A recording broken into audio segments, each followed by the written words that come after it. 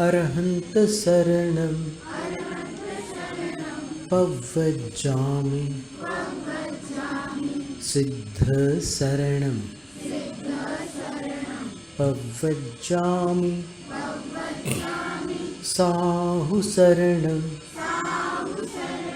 पव्वजामि केवलिपण्णतो धम्मो शरणं पव्वजामि। तीन लोक तीन काल के पांचों परमेष्ठियों को नमन।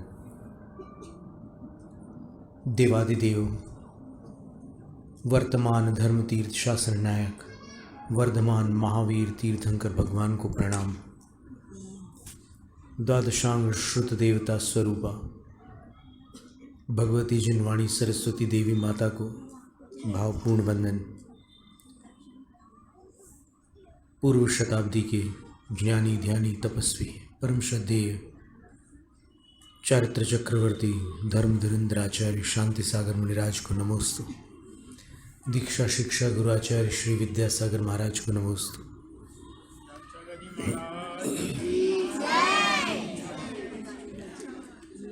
भक्तामर प्रणत मौलि मणि प्रभाणा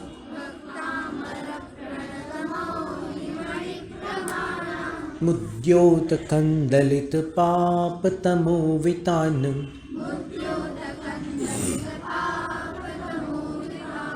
सम्यक प्रणम्य जिन पाद युगं युगादा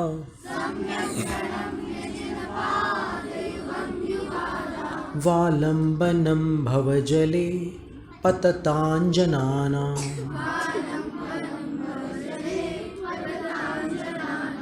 यः संस्तुतः सकलवाङ्मय तत्त्वबोधा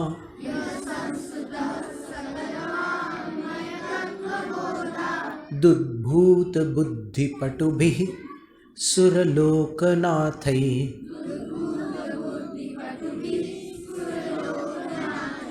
स्तोत्रैर्जगत्त्रतयचित्तहरैरुदारैः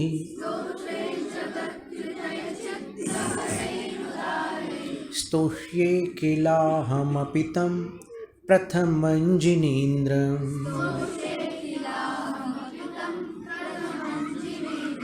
बुद्ध्या विनापि विबुधार्चितपादपीठ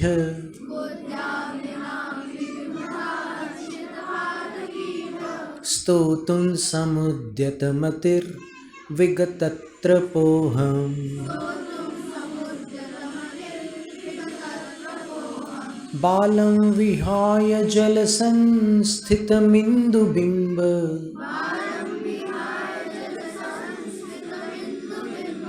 मन्यः क इच्छति जनः सहसा ग्रहीतुम्।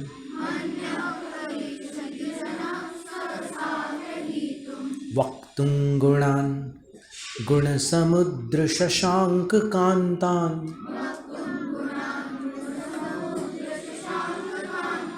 कस्ते क्षमः सुरगुरुप्रतिमोऽपि बुद्ध्या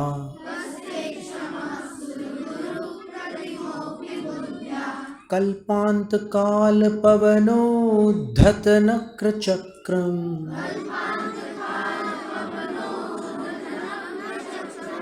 को वातरीतुमलमम्बुनिधिं भुजाभ्याम्। सोऽहं तथापि तव भक्तिवशान्मुनीश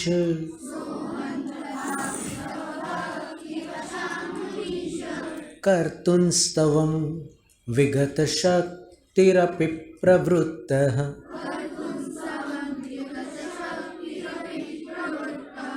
प्रीत्यात्मवीर्यमविचार्य मृगीमृगेन्द्रम्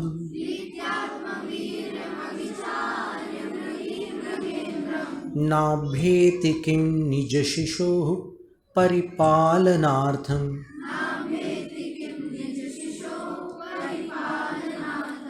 निजशिशोः नाभ्येति किं निजशिशोः परिपालनार्थम्।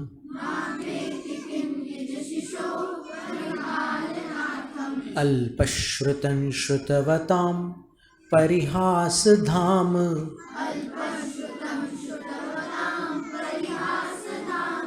त्वद्भक्तिरेव मुखरी कुरुते बलान्माम् यत्कोकिलः किलमधौ मधुरं विरौति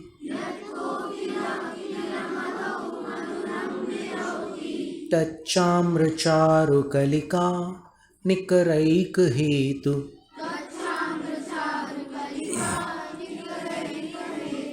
त्वत्संस्तवेन भवसन्ततिसन्निबद्धम्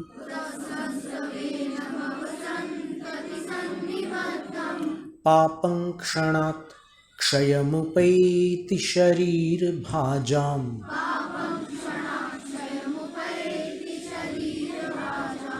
आक्रान्तलोकमलिनीलमशेषुमाशु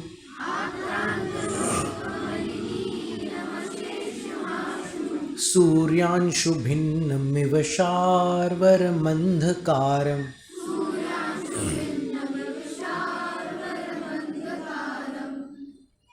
अब 8वां काव्य। मत्वेति नाथ तव संस्तवनम मयेद। मयेद य बोलना है, इसको प्राय लोग क्या बोलते हैं? मयेद बोलते हैं। मयेद नहीं है, मयेद। मत्वेति नाथ तव संस्तवनम मयेद मारभ्यते तनुधियापि तव प्रभावात्। स्वराघात है ना। मारभ्यते तनुधियापि तव प्रभावात् चेतो हरिष्यति सतां नलिनी दलेषु। नलिनी नहीं, नलिनी। मुक्ता फलद्युतिमुपैति। मुक्ता फ में दोनों होठ मिलाना है, ध्यान दे रहे हो? फल नहीं बोलना है। मुक्ता फलद्युतिमुपैति ननूद बिंदु, ये इसका उच्चारण। अब इसका पाठ करते हैं। मत्वेति नाथ तव संस्तवनम मयेद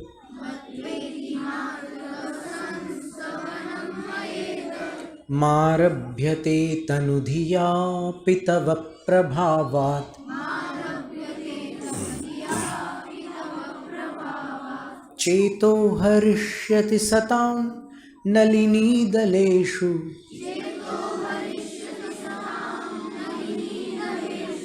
मुक्ता फलद्युतिमुपैति ननूद बिंदुः। मुक्ता फलद्युतिमुपैति ननूद बिंदुः।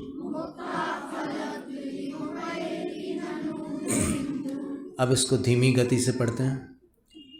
मत्वेति नाथ तव संस्तवनम मयेद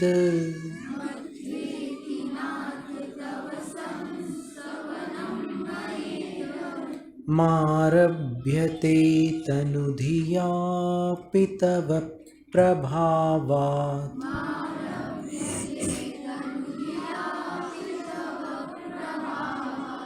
चेतो हरिष्यति सतां नलिनी दलेषु।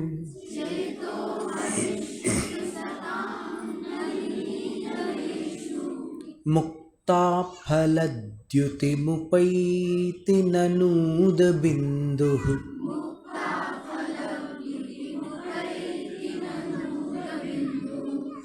आठवें काव्य में आचार्य महाराज नाथ शब्द का प्रयोग कर रहे हैं। नाथ एक संबोधन है। हे नाथ, हे स्वामी, हे आदिश्वर प्रभु, हे नाथ। नाथ का मतलब होता है स्वामी। हे नाथ, इति मत्वा, ऐसा जानकर। कैसा जानकर? जो पिछले काव्य में बोला था ना कि आपकी उत्तम स्तुति कई जन्मों का पाप नष्ट कर देती है। तो ऐसा जानकर तनुधियापि मया,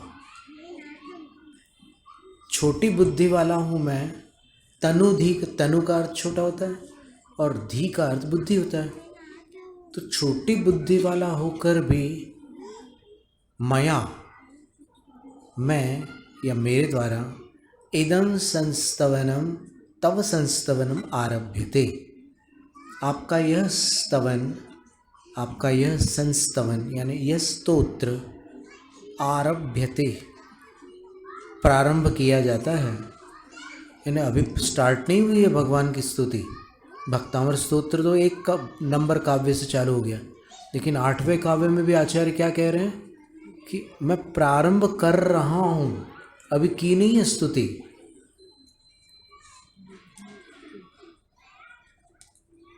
और तव प्रभावात, आपके प्रभाव से ये जो स्तोत्र मैं प्रारंभ कर रहा हूँ वह आपके प्रभाव से सतां चेतो हरिष्यति, सज्जनों का, सत्पुरुषों का मन, चेतो का अर्थ मन होता है, सताओं का अर्थ होता है सत्पुरुष, अच्छे लोगों का मन हरिष्यति, हर लेगा। कौन? ये भक्तामर स्तोत्र अच्छे लोगों का मन हर लेगा। क्यों हर लेगा? मैं बना रहा हूँ इसलिए नहीं। आचार्य मानतुंग स्वामी क्या कह रहे हैं कि शब्द भले ही मेरे हों लेकिन गुण तो आपके हैं ना। तो आपके गुणों की संगति के कारण यह स्तोत्र सबको पसंद आएगा, सबको अच्छा लगेगा, सबके मन को हर लेगा। और उसके लिए एक और उदाहरण दे दिया प्रकृति का। क्या उदाहरण दिया? नलिनी दलेषु, नलिनी, नलिन का अर्थ कमल होता है और नलिनी का अर्थ कमलिनी होता है। दोनों में क्या अंतर है? एक बड़ा होता है और एक छोटी होती है। जैसे लोटा और लोटिया, लोटा बड़ा होता है, लोटिया छोटी होती है। वैसे ही यहाँ पर भी है। नलिनी, छोटे वाले जो कमलिनी होती है ना, वो बड़े कमल होते हैं, छोटी कमलिनी होती है। तो कमल को नलिन कहते हैं, तो कमलिनी को क्या बोलेंगे? नलिनी। नलिनी दलेषु। अब ये आप कहाँ देखोगे? नलिनी कहाँ मिलेगी आपको? आप देखना चाहते हो? तो अगर देखना चाहते हो तो कभी श्रवण बेलगोल चले जाओ। तो श्रवण बेलगोल में एक तो चंद्रप्रभ भगवान का मठ मंदिर है, दूसरा भंडार बसदी है जहाँ 24 तीर्थंकर हैं, और फिर और आगे अक्कन बसदी वगैरह, मंगई बसदी, बसदी बोलते हैं कन्नड़ में, मंदिर को बसदी बोलते हैं, बसदी। तो बहुत सारे मंदिर वहाँ पर श्रवण बेलगोल में।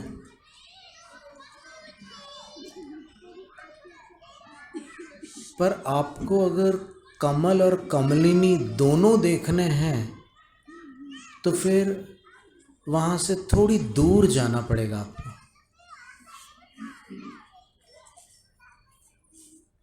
मठ से लगभग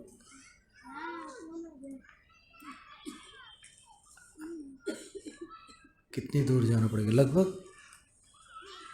0.25 किलोमीटर या 1 किलोमीटर के अंदर आप वहाँ जा पाएंगे। 1 किलोमीटर हो जाएगा। वहाँ पर एक जिननाथपुरम है। कौन सा पुरम? जिननाथपुरम। देखो अभी अंत में जो प्रश्न मंच होगा ना, उसके लिए लिख लो अपनी डायरी में, जिननाथपुरम है। और जिननाथपुरम की तरफ जाते समय, जिननाथपुरम,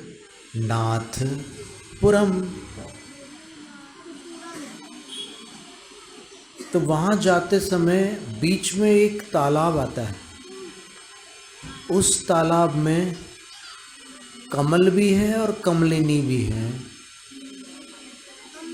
हमेशा। कमलिनी छोटी वाली, कमल बड़ा वाला, अभी तो बताया था।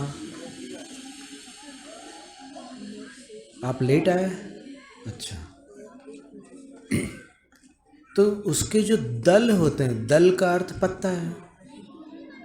कमलिनी के जो पत्ते होते हैं, उन पत्तों के ऊपर देखो संगति का क्या प्रभाव होता है। देखो आचार्य मानदुंग स्वामी कह रहे हैं कि शब्द तो मैं बना रहा हूँ, स्तोत्र में शब्द तो मैं जोड़ रहा हूँ, लेकिन उनको आपके गुणों की संगति प्राप्त हुई है, इसलिए वो सबको अच्छे लगेंगे। एक एक काव्य भक्तामर के अपन रोज़ पढ़ते हैं तो अच्छा लगता है कि खराब लगता है? खराब लगने का प्रश्न ही नहीं, बहुत अच्छे लगते हैं। तो इसका कारण क्या है? कारण ये है कि उनको आपके गुणों की संगति प्राप्त हुई है स्तोत्र को, इसलिए वो सबके मन को हर लेते हैं। जैसे कमलिनी के पत्तों की संगति, अगर ननूद बिंदु, उद बिंदु का अर्थ होता है पानी की बूंद। पानी की बूंद यहाँ वहाँ कहीं भी पड़ी हो तो कोई देखता भी नहीं उसकी तरफ, लेकिन जब कमलिनी के पत्तों पर पानी की बूंद पड़ती है तो फिर एक खास बात तो ये है कि कमलिनी का जो पत्ता होता है वो पानी को पकड़ता नहीं है, तो पानी की बूंद जो है वो उसके ऊपर इधर उधर ढलकती रहती है, कभी इधर आ जाती कभी उधर आ जाती। जैसे हवा चलती है, पानी में लहरें आती हैं, तो फिर वो जो बूंद है पानी की वो यहाँ वहाँ होती है, उस पत्तों पर, पत्ते पर वो घूमती रहती है और देखने में ऐसी लगती है जैसे मोती हो। तो ये मोती की चमक पानी की बूंद में किसके कारण आई? पत्तों के कारण। वो कमलिनी के पत्तों में ऐसी विशेषता होती है कि उसमें अगर कोई पानी की बूंद पड़ जाए तो वो मोती जैसी चमकने लग जाती है। मुक्ता फल द्युतिम उपैति। मुक्ता फल का अर्थ होता है मोती, और उसकी द्युति, द्युति का अर्थ होता है चमक। मोती की चमक को उद बिंदु, पानी की बूंद, उपैति, प्राप्त कर लेती है। और ननु का अर्थ है निस्संदेह, इसमें संदेह नहीं है। कभी भी किसी भी कमल के पत्तों पर या कमलिनी के पत्तों पर आप पानी की बूंद को देखना। पावापुर जाते हैं, कभी गए हो आप पावापुरी? तो वहाँ पर एक तालाब है, उसमें कितने सारे कमल खिले रहते हैं, पूरा कमल वन है वो। उसको कभी कभी वो लोग अलग भी कर देते हैं वहाँ से, लेकिन फिर समय आने पर वापस वो खिल उठता है। तो उन पत्तों को अगर आप देखो, नैनागिरी गए हो? नैनागिरी ये इधर से जाते हैं सागर से कर्रापुर, बंडा, दलपतपुर और फिर नैनागिरी। किसी को पता है कि नहीं पता है? बुंदेलखंड वालों को मालूम हो सकता है। तो नैनागिरी में जो जल मंदिर है, ऐसे आप जाएंगे, फिर वहाँ पहाड़ के मंदिर बाद में मिलेंगे आपको, इधर क्षेत्र के मंदिर अलग हैं। और जब ऐसे आप जाएंगे तो वहाँ पर कुमुदिनी है, बहुत विशेष फूल होता है वो। कुमुदिनी वो होती है जो चांदनी में खिलती है, चंद्रमा के प्रकाश में वो कुमुदिनी ऐसे खिल उठती है। दिन में बंद, सूर्य के प्रकाश में बंद, रात में खुल जाती है। और ऐसे बहुत सारे कमल, कमलिनी, कुमुद, कुमुदिनी अपने को कहीं कहीं देखने मिल जाते हैं। तो यहाँ पर आचार्य महाराज ने ये बताया कि संगति का इतना प्रभाव होता है। स्तुति तो मैं बना रहा हूँ, लेकिन आपके गुणों की संगति मिल रही है तो वो स्तुति सबके मन को हर लेगी। जैसे पानी की बूंद कहीं भी पड़ी हो तो कोई ध्यान नहीं देता, लेकिन कमलिनी के पत्ते पर अगर पानी की बूंद होती है तो लोग फोटो खींच करके उसका वॉलपेपर बनाते हैं कंप्यूटर में। डेस्कटॉप बैकग्राउंड, इतनी सुंदर लगती है वो पानी की बूंद। आप देखना सर्च करके, droplet of water on lotus leaf, ये आप सर्च करोगे ना तो आपको उसके सुंदर सुंदर चित्र देखने मिलेंगे। देखना चाहते हो हम दिखाएं क्या?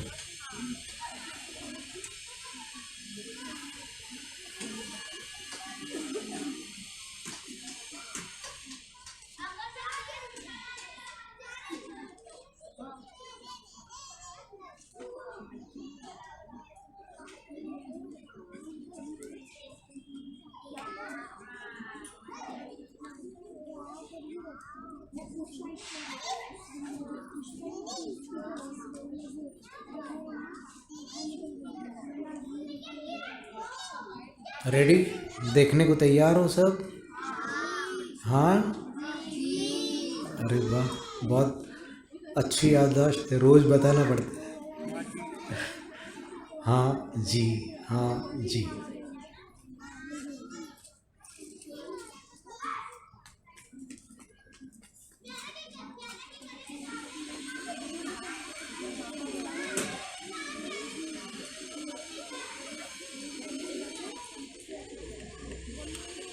देखा, ये पानी की बूंद वो कमलिनी के पत्तों की संगति में कैसी बन गई,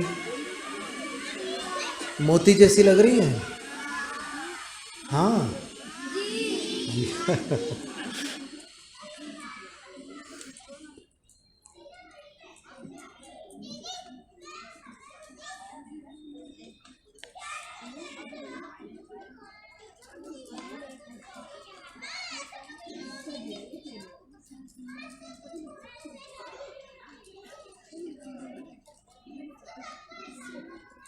एक चित्र और दिखा देते हैं ना।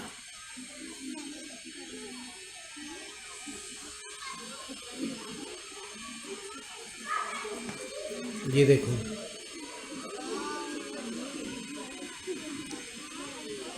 तो जैसे पत्ते की संगति से पानी की बूंद मोती जैसी लगती है, वैसे ही आपके गुणों की स्तुति से, आपके गुणों की संगति से ये भक्तामृत स्तोत्र सबके मन को प्रिय लगेगा।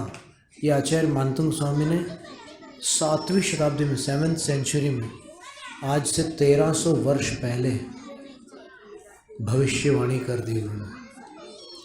और ये भविष्यवाणी सच हुई कि नहीं हुई? नहीं हुई? हुई। कैसे पता आपको? डॉक्टर शेखर चंद जैन अहमदाबाद वाले हैं, उन्होंने एक विशेष जानकारी दी कि जब एक संस्कृत स्तोत्र के ऊपर वो चल रहा था, एक कि सबसे टॉप 10 संस्कृत स्तोत्रों में कौन सा स्तोत्र आएगा। बहुत सारे प्रसिद्ध स्तोत्र हैं संस्कृत के, अच्युताष्टक भी है, फिर एक विष्णु सहस्रनाम स्तोत्र भी है, एक शिव तांडव स्तोत्र भी है, एक पात्र केसरी स्तोत्र भी है, स्वयंभू स्तोत्र भी है, फिर जैन स्तोत्रों में कल्याण मंदिर स्तोत्र भी है, भक्तामृत स्तोत्र भी है। तो इन सब के ऊपर से कहीं कोई ऐसा एक निर्णय हुआ कि इन सब में जो प्रमुख 10 स्तोत्र में है, उसमें उन्होंने भक्तामर को प्रथम स्थान दिया, यानी टॉप 10 स्तोत्रों में भक्तामर नंबर 1 है। क्योंकि 7वीं शताब्दी में रचित ये भक्तामृत स्तोत्र आज तक हमेशा लोग पाठ करते रहे इसका। और अभी एक पुस्तक छपी थी भक्तामर भारती, उसमें 125 अनुवाद छपे थे भक्तामर के, जो गा सकते हैं ऐसे अनुवाद कविता में 125। फिर अभी तो और ज़्यादा हो गए, उससे भी ज़्यादा कई लोगों ने और भी अनुवाद कर दिए, तो 125 अनुवाद। इतने अनुवाद और किसी स्तोत्र के नहीं।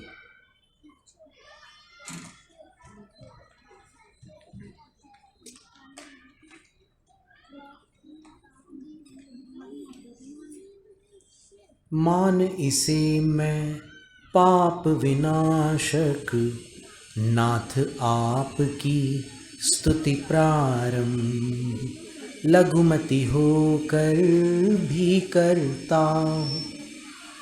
मुझे पता है यह अविनम्र, सत्पुरुषों का चित्त हरेगी, तव गुण गण का पाकर संग। नलिनी दल पर ज्यों जल कण में, मोती जैसा आता रंग। जय जय आदिश्वर स्वामी।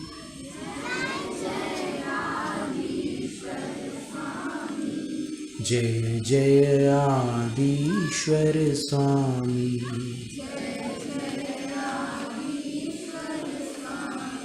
जय जय आदिश्वर स्वामी।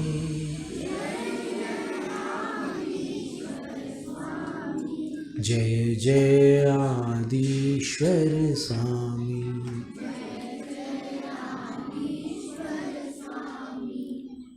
आस्तां तवस्तवन मस्त समस्त दोषं, तत्संकथापि जगतां दुरितानि हन्ति। दूरे सहस्रकिरणः कुरुते प्रभैव, पद्माकरेषु जलजानि विकासभाञ्जि। आस्तां तवस्तव नमस्त समस्त दोषम्,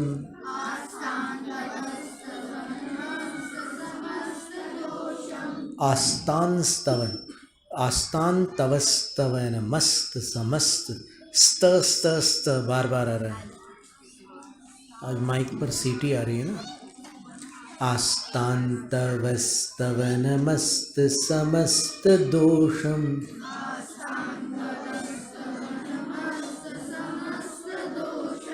तत्संकथापि जगतां दुरितानि हन्ति।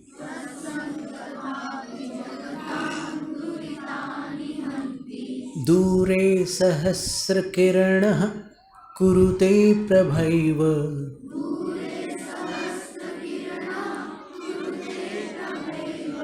पद्माकरेषु जलजानि विकासभाञ्जि।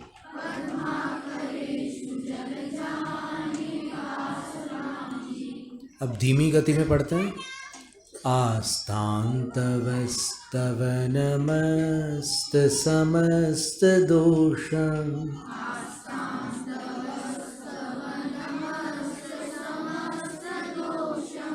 त्वत्संकथापि जगतां दुरितानि हन्ति।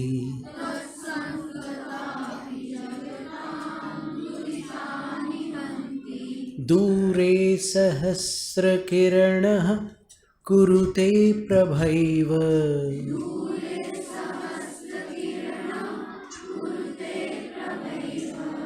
पद्माकरेषु जलजानि विकासभाञ्जि।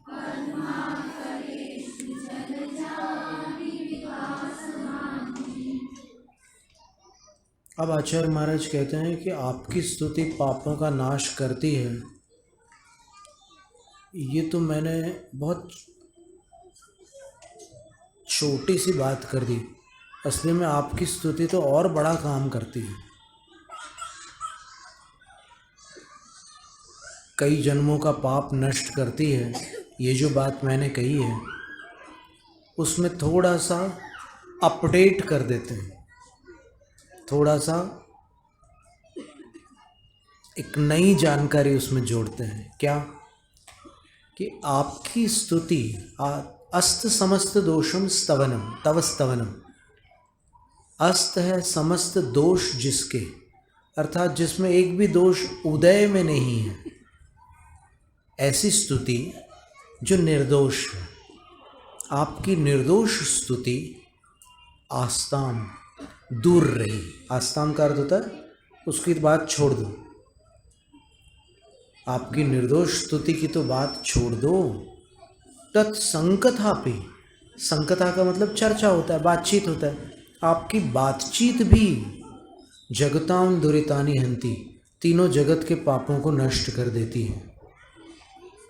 आपकी स्तुति की तो बात छोड़ दो, आपकी चर्चा भी तीनों जगत के पापों को नष्ट कर देती है। उदाहरण दिया प्रकृति का,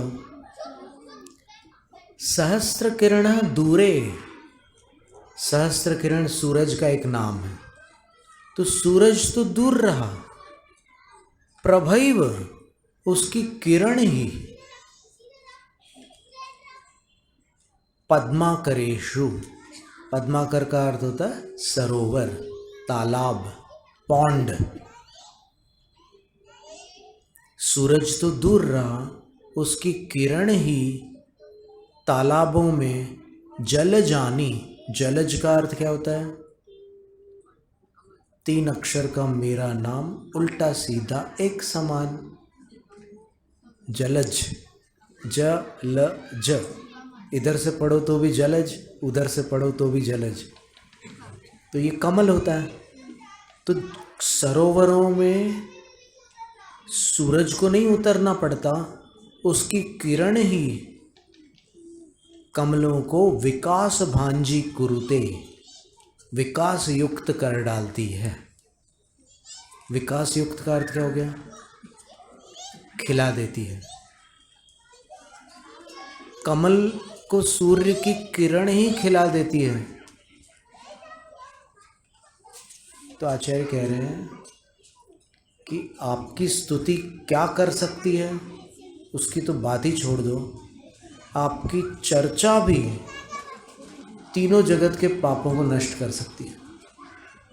तो स्तुति क्या करेगी वो बाद में बताएंगे, अभी इस काव्य में नहीं बता रहे, उसको आगे बताएंगे। दूर रहे तब मंगल संस्तुति, दोष रहित गुण की भंडार, तब चर्चा भी करती जग के, दुष्कर्मों का बंटा ढार। दूर रहा रवि लेकिन उसके, उदय काल का तेज विशाल, विकसित करता पंकज वन को, सरोवरों में प्रातः काल। जय जय आदिश्वर स्वामी,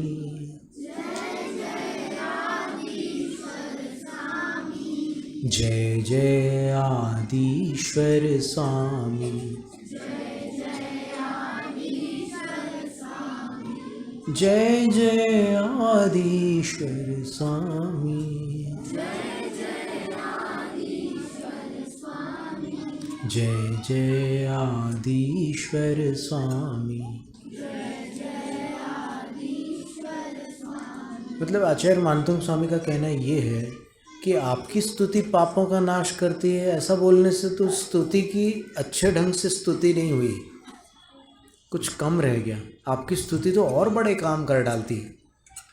जैसे अपन ये कहें हाथी के बारे में, ये कहें कि हाथी में इतनी ताकत होती है, इतनी ताकत होती है कि वो अगर क्रिकेट के पिच में चला जाए तो स्टंप को उखाड़ के फेंक देता है। इसमें हाथी की ताकत का वर्णन हुआ क्या? मज़ा आया क्या? नहीं आया। तो हाथी तो दीवार गिरा देता है, पेड़ उखाड़ देता है। तो इसी प्रकार आपकी स्तुति जीवों की के कई जन्मों का पाप नष्ट करती है। ये तो बहुत छोटी बात हो गई, आपकी स्तुति और बड़ा काम कर सकती है। पापों का नाश तो, तीनों जगत के पापों का नाश तो आपकी चर्चा से भी हो जाता है। तो फिर आपकी स्तुति क्या करती है? तो उसको अब अगले काव्य में बताएंगे, जो अपन आज नहीं किंतु आगामी सत्र में पढ़ेंगे। क्योंकि आज अगर अपन करेंगे उसको तो फिर क्या होगा, प्रश्न मंच का समय कम हो जाएगा, इसलिए प्रश्न मंच को होने देते, ठीक है ना। अरिहंत को नमन, अरिहंत को नमन, सिद्ध प्रभु को नमन, सिद्ध प्रभु को नमन, आचार्य को नमन, आचार्य को नमन, उपाध्याय को नमन, उपाध्याय को नमन, सर्व साधु को नमन, सर्व साधु को नमन। ये है मेरे पंच गुरु, इनको सदा नमन, इनके नमन से हो मुक्ति पथ पे गमन, इनकी ही भक्ति में हो मेरे मन वचन। अरिहंत जय जय, सिद्ध प्रभु जय जय, साधु जन जय जय, जिन धर्म जय जय। अरिहंत मंगल, सिद्ध प्रभु मंगल, साधु जन मंगल, जिन धर्म मंगल। अरिहंत उत्तम, सिद्ध प्रभु उत्तम, साधु जन उत्तम, जिन धर्म उत्तम। अरिहंत शरणा, सिद्ध प्रभु शरणा, साधु जन शरणा, जिन धर्म शरणा। चार शरण अगहरण जगत में, और न शरणा हितकारी। जो जन ग्रहण करे वे होते, अजर अमर पद के धारी। नमस्कार श्री अरिहंतों को, सिद्धि प्रदाता सिद्धों को, आचार्यों को, उपाध्यायों को, सर्वलोक के संतों को। जैनम जयतुशासनम स्तोत्र पठन में मेरे द्वारा यदि जो कहीं कहीं प्रमाद से कुछ अर्थ वाक्य पद मात्रा छूट गई, सरस्वती मेरी उस त्रुटि को कृपया क्षमा करें और मुझे कैवल्य धाम में महाविलंब धरे।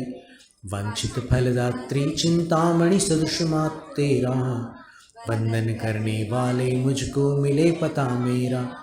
बोधि समाधि विशुद्ध भावना आत्म सिद्धि मुझको मिले और मैं पा जाऊँ माँ मोक्ष महासुख।